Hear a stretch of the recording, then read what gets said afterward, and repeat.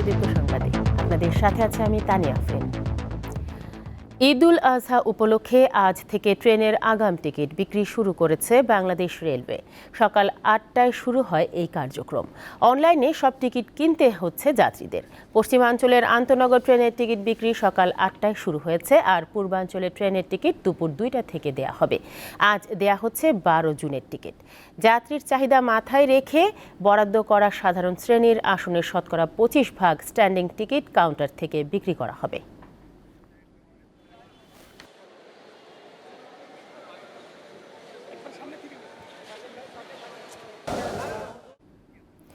ব্যতিক্রমী শিক্ষা প্রতিষ্ঠান হিসেবে নজর কেড়েছে দিনাজপুরের প্রত্যন্ত গ্রামের দীপশিখা মেটি স্কুল। দ্বিতল এ স্কুলের অন্যতম বৈশিষ্ট্য হল শ্রেণীকক্ষে শিক্ষার্থীরা গরম ও শীতের অনুভূতি তীব্রভাবে অনুভব করে না। এই স্কুলের পরিবেশ বান্ধব নির্মাণ শৈলী দেখতে ভিড় করেন অনেকেই। সম্পূর্ণ প্রাকৃতিক উপকরণ দিয়ে তৈরি ৩টি দ্বিতল ভবন। প্রতিটি ভবনে রয়েছে আলাদা নাম: আনন্দালয়, মেটি ও দেশি। ভবন নির্মাণে ব্যবহার করা হয়েছে মাটি, খড়, বালু, বাঁশ, কাঠ, টিন ও রড সিমেন্ট। দেয়ালের প্লাস্টারে সিমেন্টের পরিবর্তে ব্যবহার করা হয়েছে মাটি ও বালু। প্রথম তলায় ছাদ হিসেবে বাঁশ বিছিয়ে ও বাঁশের চাটাই দিয়ে মাটির আবরণ দেওয়া হয়েছে। তাই মেটি স্কুল নামেই পরিচিতি পেয়েছে শিক্ষা প্রতিষ্ঠানটি।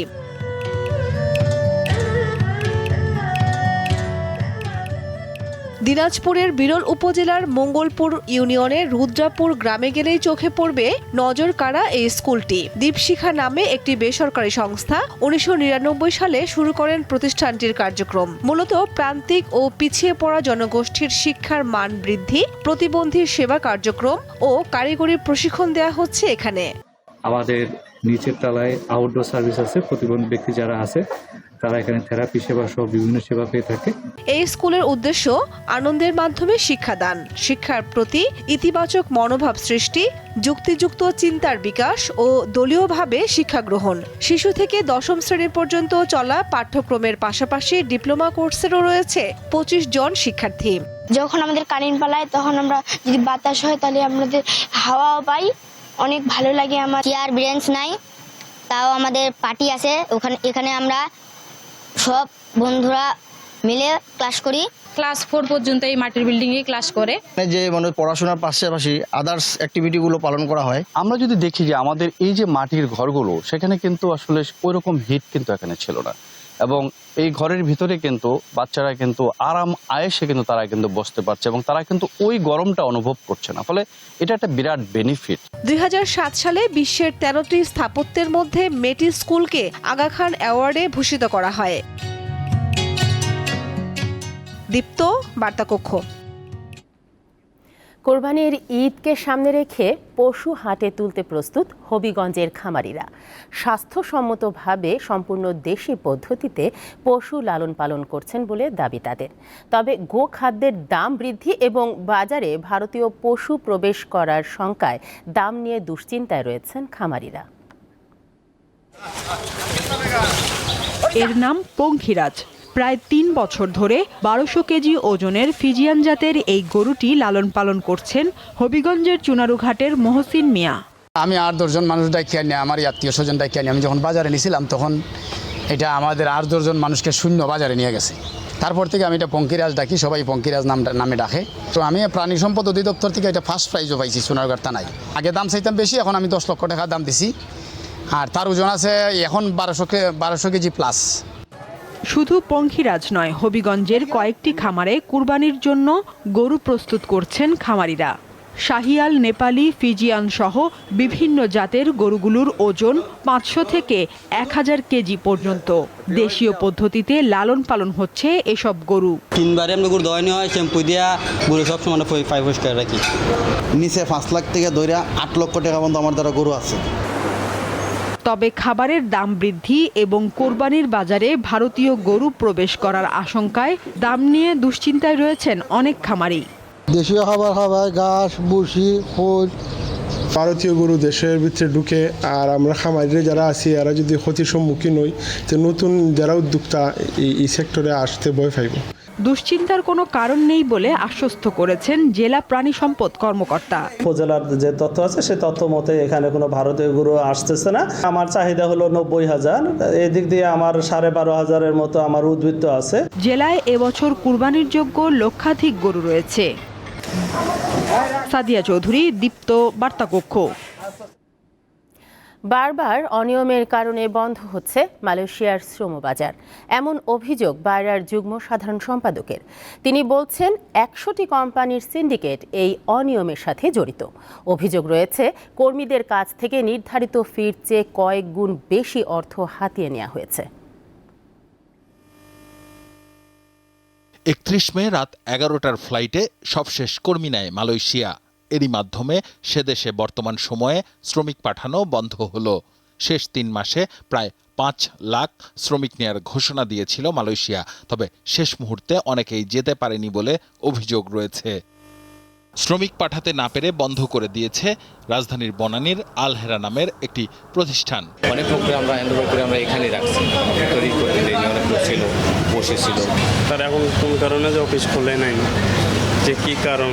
বায়রা বলছে দেশে সরকারের নিবন্ধিত জনশক্তি রপ্তানির প্রতিষ্ঠান রয়েছে 2300, যার মধ্যে এবারে মালয়েশিয়ায় শ্রমিক পাঠিয়েছে মাত্র 100টি প্রতিষ্ঠান। শ্রমবাজার উন্মুক্ত হবে সকলের জন্য এবং কম খরচে যাতে কর্মীরা যেতে পারে সেই ব্যবস্থা নিশ্চিত করতে হবে আমাদের মন্ত্রণালয়কে। গত 15 বছরে 3 দফায় মালয়েশিয়ায় বাংলাদেশের শ্রমবাজার বন্ধ হয়েছে। প্রথমবারে 10টি কোম্পানির বিরুদ্ধে সিন্ডিকেট গড়ে তোলার অভিযোগ রয়েছে। এবারে এই সিন্ডিকেট হয়েছে 100টির। কেন বন্ধ হচ্ছে? একই কারণ, অনিয়ম, দুর্নীতি এবং অতিরিক্ত অভিবাসন এবং সিন্ডিকেটের কারণে হয়েছে সেটা। তো এখন বারবারই সিন্ডিকেটের কারণে কিন্তু এই মালয়েশিয়া শ্রমবাজার বন্ধ হচ্ছে। ডেফিনেটলি এই জায়গাটা থেকে এখান থেকে আমাদের উদ্ধার হইতে হবে। মালয়েশিয়ায় কর্মী পাঠাতে সরকারের নির্ধারিত সর্বোচ্চ ৭৮,৯৯০ টাকা খরচ হওয়ার কথা, তবে এর কয়েক গুণ টাকা লেগেছে বলে অভিযোগ রয়েছে। তবে অভিযুক্ত প্রতিষ্ঠানগুলো তা অস্বীকার করছে। রিক্রুট করতে হয়েছে মালয়েশিয়া যে কোম্পানি, সেই কোম্পানির মনোনীত বা তার যে পাওয়ার অফ অ্যাটর্নি যাকে দিছে, সে কর্মীগুলিকে সে চয়েস করছে, সে ইন্টারভিউ নিছে, সে আমাদের কাছে নিয়ে আসছে। ওই এন্ডে তাদের মধ্যে কোনো টাকা পয়সা লেনদেন হয়েছে কিংবা কত টাকা হয়েছে এটা আমাদের জানা নেই। এখানে লাইসেন্স হোল্ডার সরকার যে নির্ধারিত ফি আছে ওই টাকাটাই পাইছে। অভিযোগ রয়েছে মালয়েশিয়া থেকে আমিন নূর কর্মী পাঠানোর পুরো বাণিজ্য নিয়ন্ত্রণ করেন। বাংলাদেশে তার প্রতিনিধি হিসাবে কাজ করেন রিক্রুটিং এজেন্সি মালিকদের সংগঠন বায়রার সাবেক মহাসচিব রুহুল আমিন ওরফে স্বপন। তারা দুজন মিলে চক্রে কারা থাকবে তা নির্ধারণ করেছেন বলেও অভিযোগ রয়েছে। আসিফ জামান, দীপ্ত সংবাদ, ঢাকা।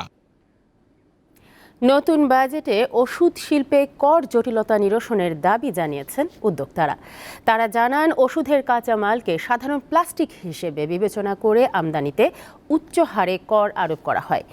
এছাড়া টাকার মান কমে যাওয়ায় কাঁচামাল আমদানিতে খরচ বেড়েছে। দেশে একসময় ঔষধের চাহিদার প্রায় পুরোটাই ছিল আমদানি নির্ভর। সেখান থেকে বেরিয়ে বর্তমানে দেশের মোট চাহিদার মাত্র 3% ঔষধ আমদানি করা হয়। প্রায় 30,000 কোটি টাকা ছাড়িয়ে গেছে এই শিল্পের বাজার। তবে এই শিল্পের প্রসারের সাথে বেড়েছে কর জটিলতা। উদ্যোক্তারা বলছেন ঔষধের কাঁচামাল আমদানিতে বিভিন্ন পর্যায়ে কর আরোপ করা হয়। ঔষধ তৈরির বেশিরভাগ কাঁচামাল আমদানিতে শুল্ক 7% মতো, আর প্যাকেজিং পণ্যে 15%। হৃদরোগ ও হাঁপানির চিকিৎসায় যে স্প্রে ব্যবহার করা হয় তা তৈরিতে বিশেষ ধরনের প্লাস্টিক কাঁচামাল হিসেবে ব্যবহৃত হয়। এই কাঁচামালকে সাধারণ প্লাস্টিক মূল্যায়ন করে 100% বেশি শুল্ক আরোপ করছে এনবিআর।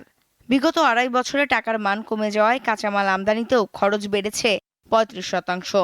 বেড়েছে জ্বালানি খরচ ও ব্যাংক ঋণের সুদহার। উদ্যোক্তাদের দাবি এসব চাপের কারণে বেড়েছে ঔষধের দাম। যতটুকু অ্যাবজর্ব করা যায় সেটুকু অ্যাবজর্ব করে ওষুধের মূল্যটা অ্যাজ মিনিমাম অ্যাজ রাখা যায়, কিন্তু আগের সেই কন্ডিশন এখন সম্ভব হচ্ছে না।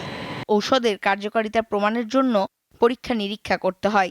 এসব অর্থ পাঠাতে প্রায় 40% কর দিতে হয় এ খাতের উদ্যোক্তাদের। তাই আসছে বাজেটে কর কাঠামোগত সমস্যার সমাধান চান ঔষধ শিল্প সমিতি। সরকার করই নিয়ে যাচ্ছে এখানে হয়তোবা 60 টাকা। যদি একটি ব্যবসা সম্প্রসারণের আগেই আমরা অন্য দেশে ক্লিনিক্যাল ট্রায়াল করব এবং রেজিস্ট্রেশন খরচ করব, তার উপরে যদি 40% ট্যাক্স দিতে হয় তাহলে পরে এই কার্যক্রম চালানো অত্যধিক কঠিন। উদ্যোক্তারা জানান 2026 সালের মধ্যে পূর্ণাঙ্গ রূপ পাবে কাঁচামাল উৎপাদনের জন্য তৈরি পিআই পার্ক। দেশের মোট চাহিদার প্রায় 97% ওষুধই উৎপাদন হয়ে থাকে দেশেই। তবে বিভিন্ন পর্যায়ে সকল পণ্যের কাঁচামাল আমদানিতে শুল্ক দিতে হয় প্রায় 127% পর্যন্ত। উদ্যোক্তাদের দাবি, যদি এ সকল পণ্যের যৌক্তিকভাবে শুল্ক কর নির্ধারণ করা যায় তবে দেশেই কম দামে ঔষধ সরবরাহ এবং রপ্তানি বাজার সম্প্রসারণ সম্ভব। আতিয়া আনোয়ার অন্তু, দীপ্ত সংবাদ, ঢাকা। আন্তর্জাতিক প্রসঙ্গ। ফিলিস্তিনের গাজায় গত 24 ঘন্টায় ইসরায়েলের হামলায় 95 জন নিহত ও 350 জন আহত হয়েছে। এ নিয়ে নিহতের মোট সংখ্যা দাঁড়ালো 36,400 জনে। এরই মধ্যে যুক্তরাষ্ট্রের প্রেসিডেন্ট জো বাইডেন প্রস্তাবিত 3 পর্যায়ের চুক্তির প্রস্তাব প্রত্যাখ্যান করেছেন ইসরায়েলের প্রধানমন্ত্রী বেনিয়ামিন নেতানিয়াহু। তিনি বলেন, হামাসের সামরিক ও প্রশাসনিক ক্ষমতা ধ্বংস না হওয়া পর্যন্ত গাজা যুদ্ধ বন্ধ হবে না। এদিকে গাজা উপত্যকায় যুদ্ধবিরতি কার্যকর করতে প্রয়োজনে শান্তিরক্ষী সেনা পাঠাতে ইচ্ছুক ইন্দোনেশিয়ার প্রেসিডেন্ট প্রাবো সুবিয়ান্ত। এ ছিল এখনকার মতো আমাদের পরবর্তী সংবাদ বেলা 3টায়। দর্শক, আরও তথ্য ও বিনোদনের খবর পেতে যুক্ত থাকুন দীপ্তর ডিজিটাল প্ল্যাটফর্মগুলোতে। ধন্যবাদ সবাইকে।